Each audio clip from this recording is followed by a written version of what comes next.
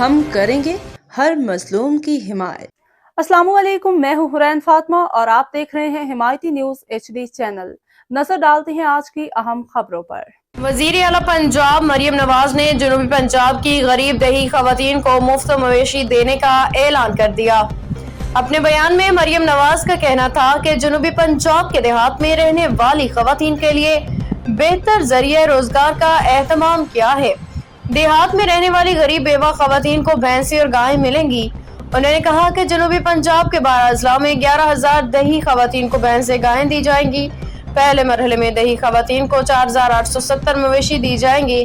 ان کا کہنا تھا ڈی جی خان، مظفر گڑھ، راجن پور، لیا کوٹ اردو، ملتان، خانیوال، لودھراں، ویہاڑی، رحیم یار خان اور بہاول پور میں دیہی خواتین کو مفت مویشی ملیں گے۔ مریم نواز کا کہنا تھا کہ 55 سال تک کی عمر کی طلاق یافتہ بیوہ غریب خواتین ایپ کے ذریعے بھی اپلائی کر سکتی ہیں۔